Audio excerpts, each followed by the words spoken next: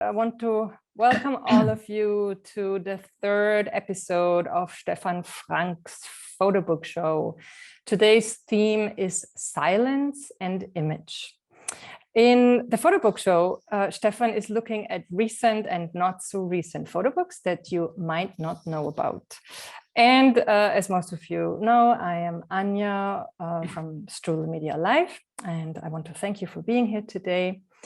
And I especially want to thank Stefan for doing this, which is quite exciting. For those of you who are new, Stefan is based in Heidelberg, Germany, and he has taught many classes for StrudelmediaLive, for example, Poetics of Space. He taught a class on surrealism and also Gestalt in photography, and a wonderful nighttime photography class. If you have any questions during this talk, please put them in the chat. You can also ask Stefan directly if you feel that fits better. And the talk will be about an hour long.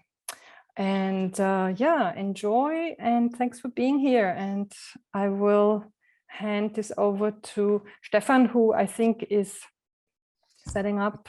Yeah, let me start by welcoming everybody here. I'm overwhelmed that so many of you showed up here in this time of summer. I hope you all are well, wherever you are. And welcome to Silence and Image. Silence and Image. When I started researching for this topic about silence, I started out was like everybody probably will.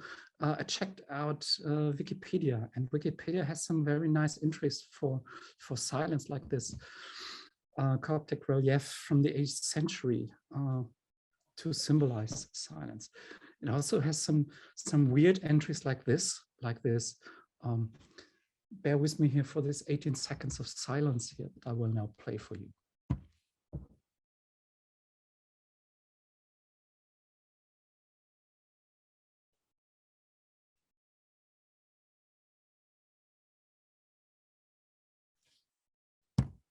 Now, isn't this weird to just listen to nothing?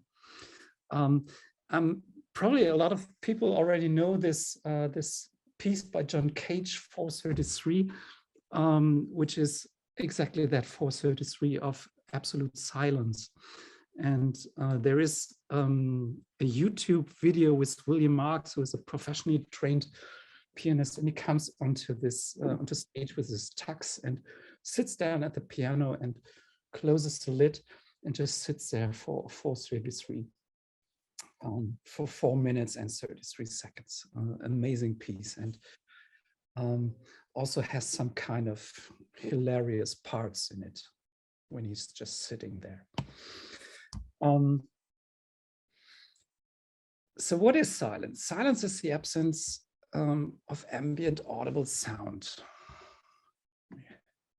Try to move you around a little so that we can all see something here. Silence is the absence of ambient audible sound, the emission of sounds of such low intensity that they do not draw attention to themselves or the state of having ceased to produce sound. This latter sense can be extended to apply to the cessation or absence of any form of communication, whether through speech or other medium. And this is from Wikipedia, and I totally like this definition because it is so poetic. The absence of any form of communication. Let's just sink this in for a minute.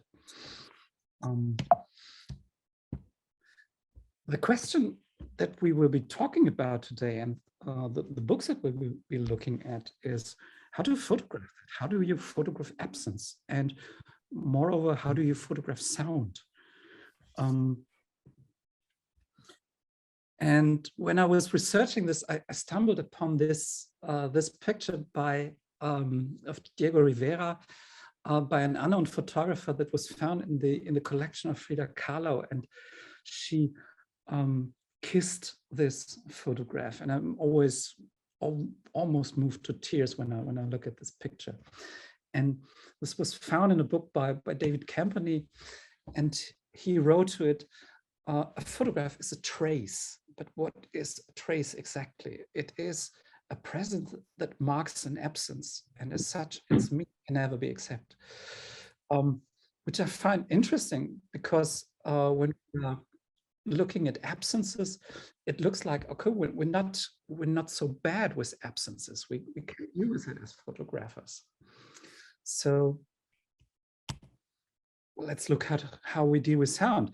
Today we will be looking at books that are the opposite of this.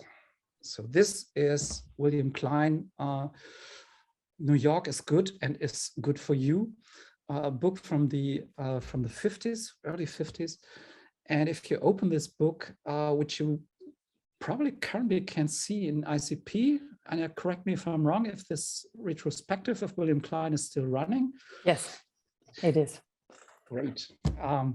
He has a great retrospective right now running, and you will probably see a lot of these pictures in there. And if you look at these, at this book, you open it up and you immediately hear the city. You hear the cars honking and the people shouting on the streets and music coming from everywhere. So William Klein is all about music and sound and dance. So this is how you photograph sound. So what we'll be looking at today is the opposite of that. So, but that's a weird concept to have, that sound is something that you can see. Then there is immediately the question, silence something you can actually see. And there are no coincidences in life. And one of this no coincidence is that when I started researching on this, there was a new book from Robert Adams coming out, and it was called American Silence. And I'm a great fan of Robert Adams, and I currently don't have this book yet because it takes some time to travel, but I have something from Robert Adams I will show you at the end of this show. But when I look at this title, this is a weirdly fitting title and something that I would never, that I really have problems to bring together in my head, the idea of America and silence. So with all that America went through and America is still going through, silence is probably the last thing that comes to my mind. The land of that brought us rock and roll and a lot of other things. I can't really connect silence to this. But if you look at this picture and at the work of Robert Adams, it makes a lot of sense. So when we were looking at the books that I brought with me, please bear this idea of American silence in mind and try to have some thoughts about how this may fit together. The first book that we will be looking at is actually not a photo book. So it is a book by Mariko Takeuchi. She is a curator and an essayist, a writer, journalist. And she wrote a book with essays on American photographers, on Japanese photographers. And let me read this sentence from the introduction. So it all began with a simple question. Say one is standing in front of a photograph. What would one have to do to have really seen that image? However many books I read, however many people I have listened to, and however many exhibitions I attended, I couldn't find an easy answer. It even seemed as though it was a line of inquiry nobody was concerned with. And this is the introduction to this book, which is Silence and Image, which we'll be looking at in a minute.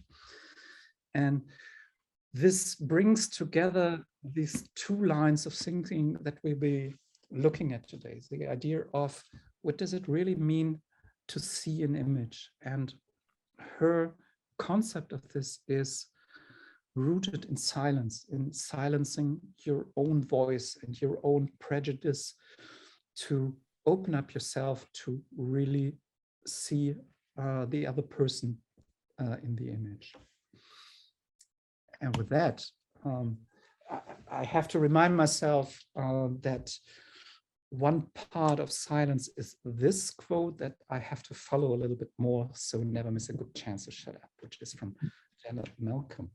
So without further ado, we just jump right into the books right now. Show you the books here. So this is what we'll be looking at today. Let's start with Silence and Image. And Silence and Image is it's a weird book. It is a Japanese book. So you usually start reading Japanese books like this. So what we consider to be the other way around, while everybody in Japan considers this to be the other way around. So this contains essays on Japanese photographers. The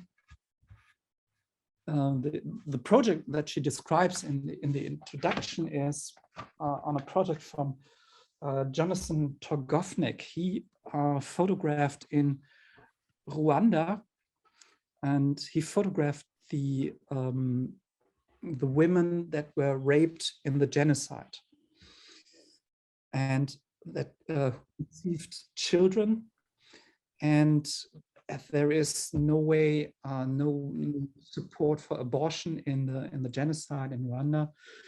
They were forced to carry out their pregnancy, and they got these children. And Torgovnik went there a couple of years after the genocide and photographed the mothers with their children. And this was Takeuchi's point, where she saw these pictures and she was just overwhelmed with what she saw. And she also had the feeling it's hard to look at the images and really take in what is happening there. So this is how the essays in this book started out. And for her, it was important to see, to calm yourself, to abstract away from your own self and really look at the pictures. And the way this book is set up is, it is half Japanese. So from this way to the middle. And it is half in English. And in contrast to, this is probably the other part of silence, which I find really fascinating with this book. It doesn't contain a lot of images. And if I contrast this with my first intention is, okay, there is only one photograph of this photographer in here. So I usually run to the internet and Google everything that I know that there is out there about this photographer. And strangely enough, I do not do this with this book. So I am quite content with looking at these photos that are glued in here. I don't know if you can see this properly, but they are just glued in here. And there are only 2 photographs for every photographer. So the one is in the English section, and there is another one for each photographer in the Japanese section. So all these approaches, these approach to say, okay, you can only read half of the book, and the other half is not understandable to you. It is silent to you. The idea that you are not overwhelming the viewer with pictures, all this contributes to the calmness that she also uses in her essays. Can't tell you enough about the essays here. The essays are really beautiful. They has a very engaging way of talking about photography, a very calm and respectful way of this. And this shows in the care that she takes in the care that was going into producing this book. So a wonderful book with wonderful essays and very few and very beautiful pictures. So comes highly recommended. And this is actually where the title comes from. So the silence and image. This was blatantly stolen from this book. So this is food for thought. So these are essays to read. Let me show you another approach of photography.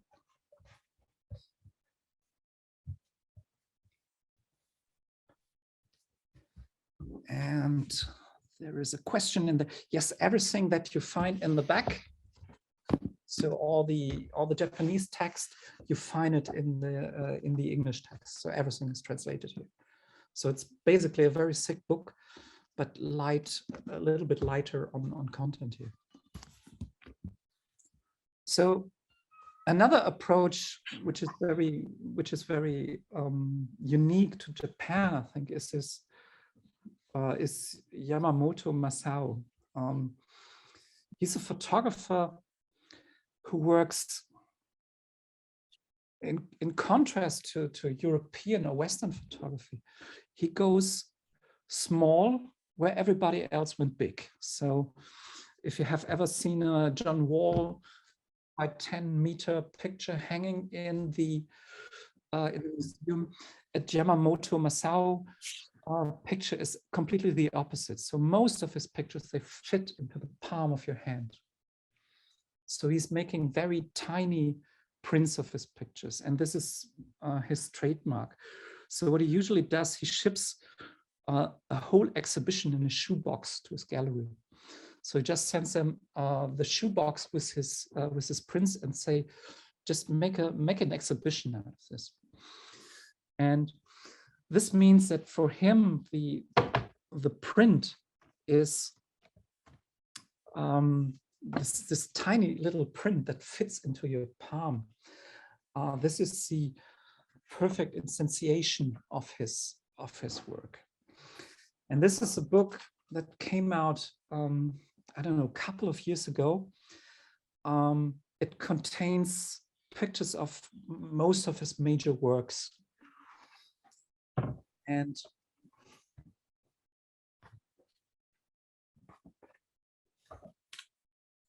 let me show you what he does.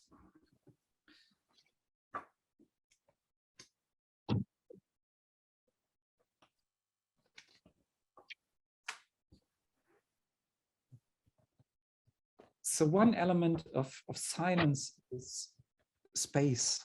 So he gives his pictures a lot of space here. And as I'm currently writing a lot of grants, applications for grants, and do some fundraising, we are very used to this concept of having a concept for our photography. And what I find fascinating with Yamamoto, he doesn't have that. So what he has, he has words. So his concept is basically a word. So here it is chaos. And he groups together his images under this moniker of chaos. And this is basically all he has as a description for his project.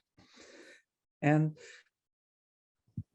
the funny thing to see here with these pictures is, how do they connect to this idea of chaos?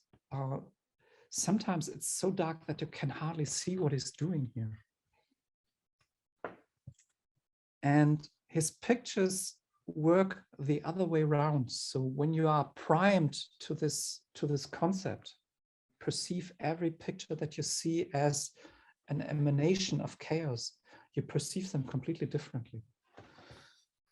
And it's interesting to see the way that these pictures are printed here.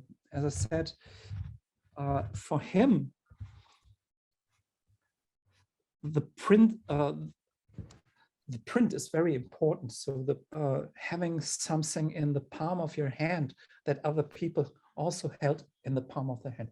This is very important as a concept to him. And this is hard to reproduce in a photo book. So what they did is they did not photograph, they did not scan the negatives, but they photographed the actual prints. And if you see it right here, so every print here has an edge.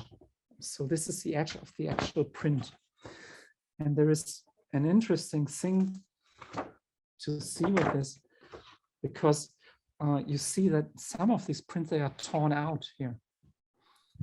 So all this wear and tear that goes into an image, into the print of an image, they try to reproduce it in this photo book. And this is what makes it so, this is what makes this approach so fascinating, because they try to convey the physical presence of this print in this book.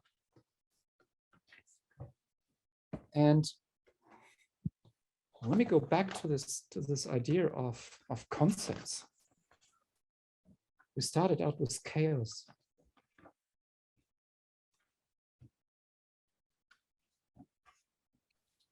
And we're moving on to tranquility. And it's always this word picture combination that makes this book so strong. So once you have this tranquility, you read this picture completely different. Suddenly it becomes something that is about tranquility. And he's continuing this idea of tranquility through these pictures. And if you look at these sequences here, he's slowly, very slowly shifting the tone here of the pictures. But everything is still running under the idea of tranquility.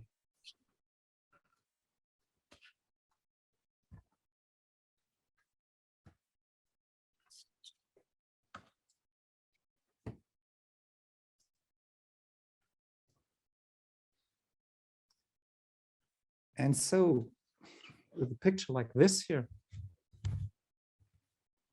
don't know if you can see it properly. This is the hand holding a very small thing. So this idea of silence has different levels here. So the one level is how it is placed on the page. It has a lot of white space around it, which talks about silence. And then go back to the title. The title says it is small things in silence. So you have two small things here. Remember, the print is very small. It fits into the palm of your hand. And then you have something in the palm of your hand where somebody is holding in the palm of their hands a very small thing. So this is how he constructs his images, with words and concepts, and actually very, very few things, very light compositions on the in the actual images. So we come from chaos, tranquility, wandering.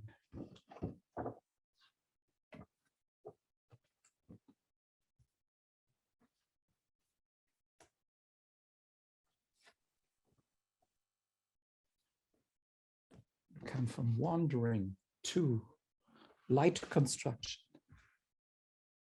which is all about darkness and light and how you can use it just to make a very simple image here.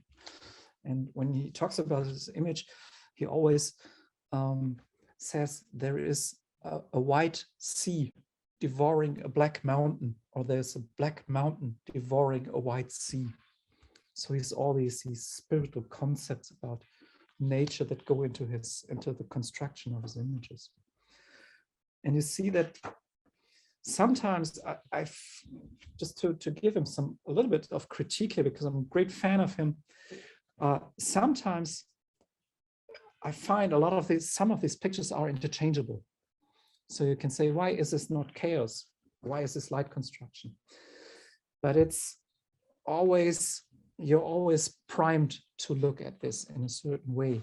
And how it works, then you look at it this way.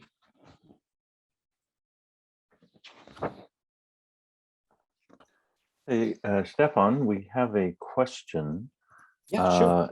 and that is wondering, is silence black and white?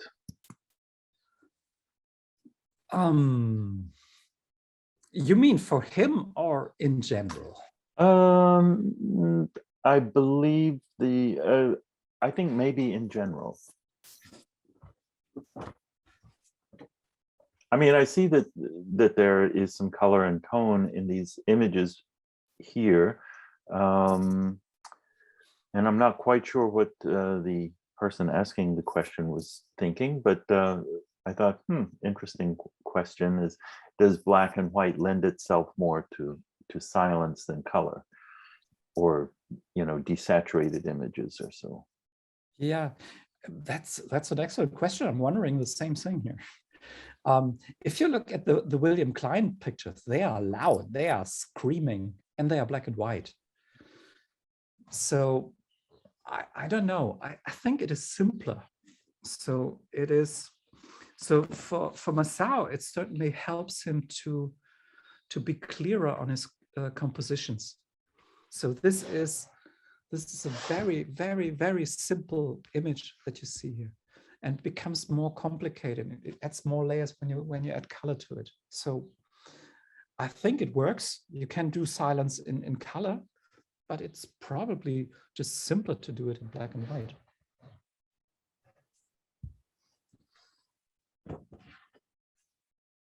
Hello.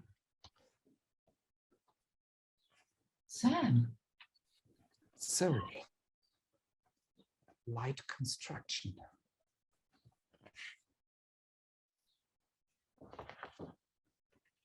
Let me pause here for a minute.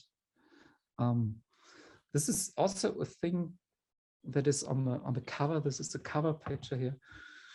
And if you look at this, this is so, it's a perfectly simple construction. It's a super simple image. It just is a sea. There is some wave here in the middle, and there's a little cloud here. And that's it. And that is all of the picture. And you can just hang it on the wall and look at it for hours because it's calm.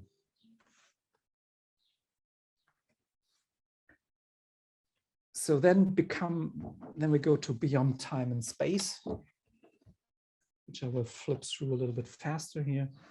And we end up with a cleanse here. And these are the only pictures that are a little bit different. They are a little bit more detailed, but they also convey this image of calmness. So he also prints them completely different. So this is just what it says. So I like photo books that just say on the title what it says. It's very simple. These are small things in silence. There is one point of critique that I might add here. Sometimes I think you lose a lot when you print the images this way. So when you see it on the screen here,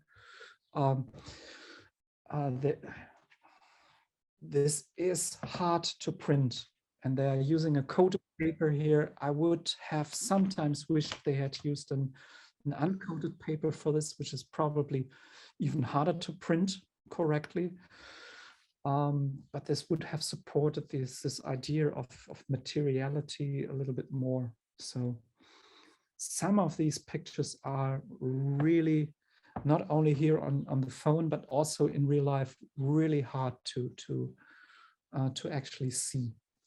And for this, we probably have to go to Yamamoto Masao and ask him for a shoebox of actual prints here to look at the real thing. So this is a meditative approach to silence. Continue with something. Let's come to something completely different. So this is Ulrich Wüst. Ulrich Wüst is he's a German photographer from the GDR, German Democratic Republic. He has been photographing the GDR in the 80s. And the silence here is the absence, is again the absence of movement, the absence of people, the calm. This is a great book by Hartmann Books. So when you look for Hartmann books, keep this publisher in mind. He's an up and coming name here in Germany. They're doing so awesome work and they're getting better every day. And they're making very simple books with a twist. So the twist here in this case is the cover. So Ulrich Wüst is photographing cityscapes in the GDR. And the first installation of what he did was a leporello of all his and what Hartmann books did, which I think is a real great twist. This is the whole book. So they just printed this poster here, which you can probably see a little bit better when I hold it up. They printed the poster with all the images, and the back serves as a cover. And this is a genius idea because it's both cheap to produce, and it's extremely effective. It works really good, and it picks up how Ulrich Wüst worked. So he was a photographer in the GDR, and in contrast to some of the photographers that grew up in the GDR and had some kind of career afterwards, Ulrich Wüst landed a little bit in obscurity after the wall came down. So Sibylle Bergemann and Ute Werner Mahler, they made some kind of career afterwards, but Ulrich Wüst was just forgotten a little bit, and he's been picked up recently. So he is photographing the GDR, so the other side. So for me, as I was growing up at exactly the same age when he was doing these photographs, but on the other side of the wall, he's photographing the GDR, and he's removing all the people, and he's removing all the movement. And he's doing this in a super controlled way of photographing. And there is in the background a super interesting, in the back there is a super interesting essay where he talks about how this came together, how he photographed this. And this tells us a story of it. And if you look at these images, I couldn't believe that this is actually 35 millimeters. So these are 35 millimeter handheld compositional marvels where he was just standing in the street in a small town in the GDR, and it was just photographing this and composing all this.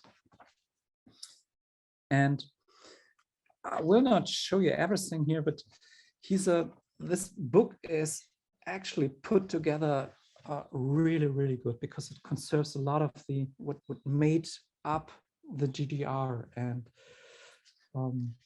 like these banners that you see here, and the words of the party that were placated everywhere in the GDR, much the same way as we had advertisements for cigarettes at that time. And he's telling these marvelous little stories here. So like this hut that symbolizes a lot of what we connect with the GDR today. Like a lot of this was a Potemkin, a village of Potemkin. So it was just a front end, and there was nothing behind it. And is also documenting here the history and how the GDR dealt with its history. And he has this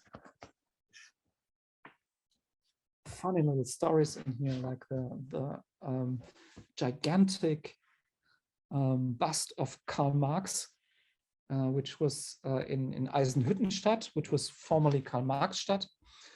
And if you stand in front of this, it just looks super huge because it's really amazingly big. And if you put a person in front of this, you will see how big this head is. And the twist that he does, he just removes a person. And then this becomes just a tiny little head of a figure that is part of history, has become part of history, and is not the overlord of the country anymore. And just let me show you a little bit more of these tiny little stories that you find in here. This is something that has been forgotten in the GDR, that it just buried all the history that German had before all this. And this is one of my favorite pairing here. The twist here that this is a place in the countryside, and it leads to the center. And the interesting thing about the GDR is that there was nothing to go to. So when you go to the center like this here, you end up in a place where there is nothing. So everything is closed. There's only a parking lot. So all you can do is rest here and have a monument watching over you. So this talks about there is something in the center, there's something to see, and this picture says, okay, there's nothing to see, there's nowhere to go. And this is just a marvelously constructed little piece of history, of German history. And what I find amazing about this, just to contrast this with another picture, another book from the other side of the wall, which you probably all know. This is Waffenruhe. This is Ceasefire from Michael Schmidt, which was done at exactly the same time, but on the opposite side of the wall. And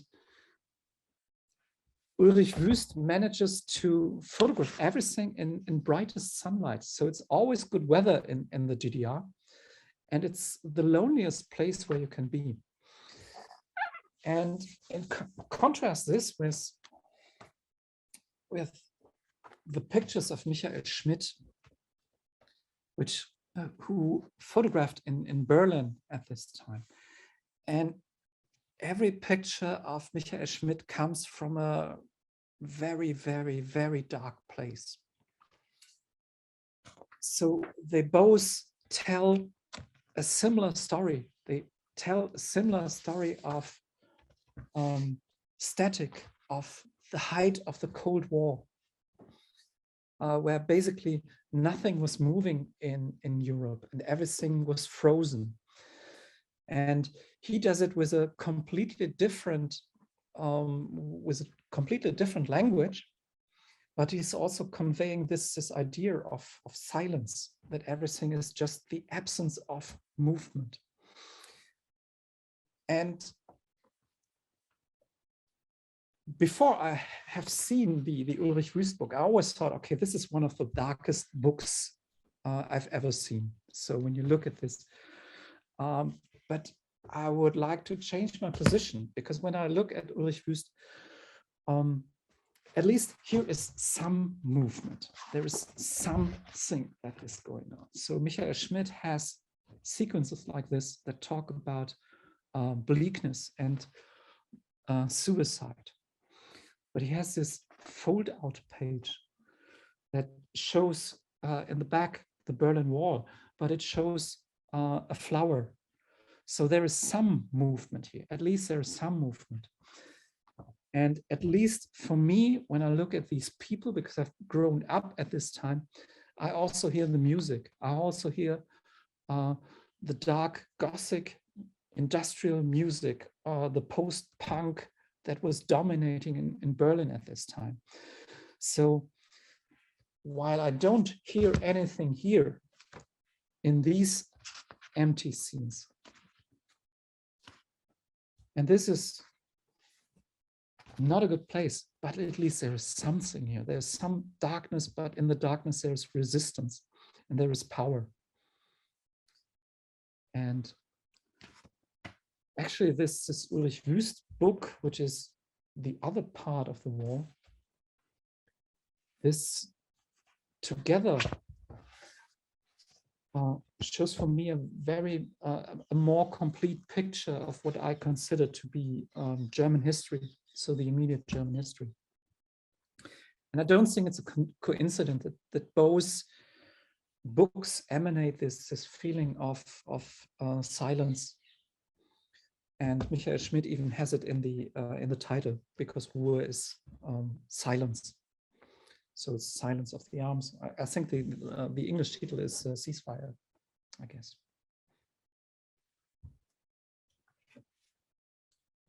And with this, I rest my case. But I have promised you something, because I want to tease you for the next episode of the Photobook Show.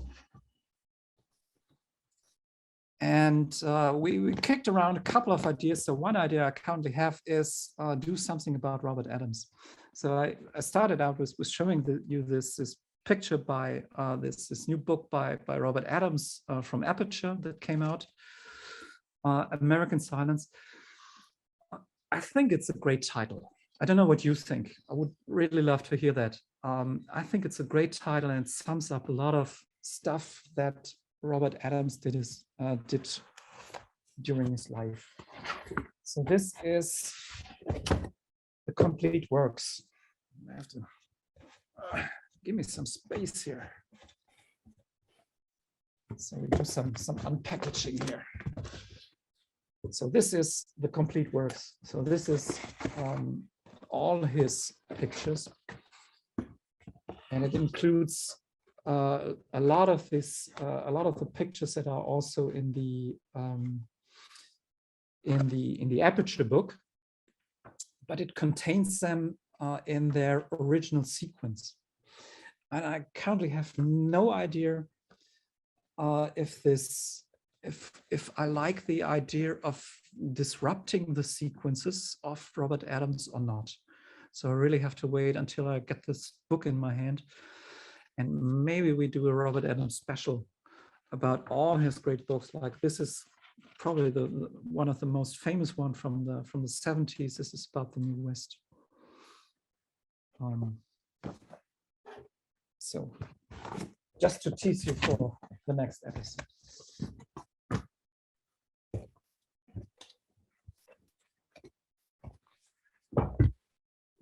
All right. And now that is all there is. Okay, time for questions. Let's see if anybody wants to ask something. Stefan, well, maybe we still need that screen. So if you have a question, you can just click the unmute button and ask. Hi, enjoyed the presentation. Thank you. I was curious in the Yamamoto book that it seemed that towards the end, the images, were they getting larger? Yeah. What is the rationale, or what do you think? I think the you mean this project, you mean this cleanse project here. Yes, that's right. Yeah. Here it is the most striking that it's very different. So in this flow here, it just keeps this tiny, bigger, tiny, bigger. That is just it gives you a good flow. Okay. Here in the end, he changes it completely. If there is one critique I'd like to have is I think this should be smaller. So the book should not have so many images, because I think part of Small Things is Silence is you should not have so many pictures in there. And I think it is noticeable at the end that it becomes, that the combination starts becoming a little bit random here. I also had a similar feeling that it's, well, that is weird and that is big. And I'm not sure if I really like this in here. Say, Stefan, I was thinking when you started with mentioning the John Cage silence piece, something interesting about it is that it was written for and premiered in Woodstock, New York, actually, at a place called Maverick Concerts. And that space is sort of an outdoor structure. And it is in the woods, And so what's interesting, you know, one of the ideas about that piece is that there isn't really anything that is silent. And the idea of having a silent piece of music is that you start listening to everything that's actually going on that's not the music. And it became really interesting. Anya and I heard did we actually hear a performance? No, we didn't. But to imagine hearing a performance of silence in a place that was filled with sound, but it was all natural sound. Kind of interesting. Anyway, that's just an aside I thought I would mention. But that's a good point. I think this is also a point by that Takeuchi makes, that you have to calm yourself. So you have to get to a place where you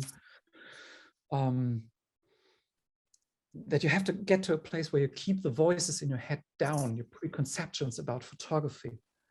So whenever you approach an image, you have to be really, really calm and find the silence in yourself to really open up yourself to really seeing what's in the image that you are looking at.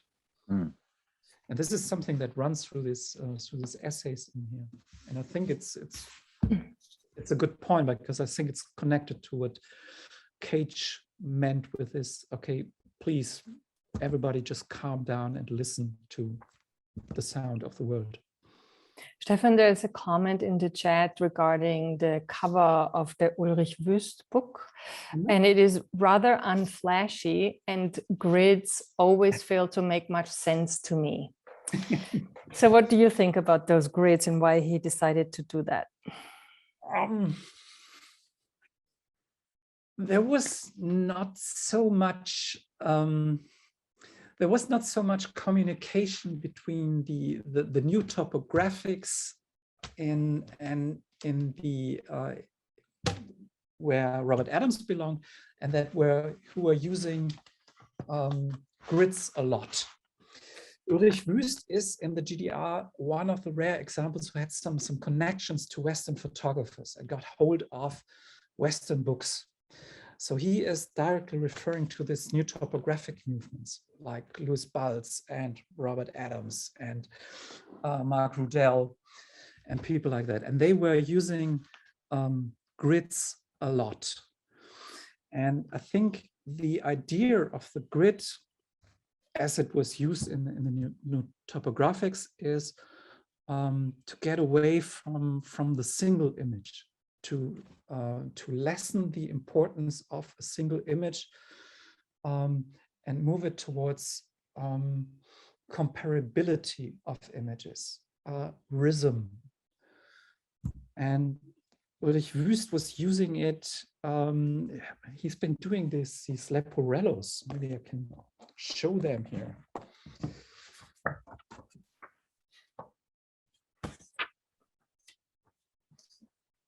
So this is the way he worked. So he always said, okay, I'm not doing single images. So I don't believe in a single image. So he's always using it to see, okay, this is how it looks there, this is how it looks there, and this is how I can compare with this. So while I can totally agree with it, that grids can be boring, and it is just part of it's just part of how the people from the new topographics and Ulrich Wüst, they were working. So they were believing in the grid. So it's true to their to his thinking. Let's say that. But yeah, probably you're right. There are grids that can be boring.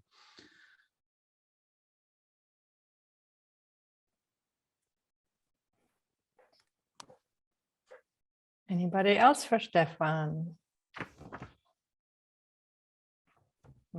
Arsh has raised his hand. Yes. He should just unmute. Hello.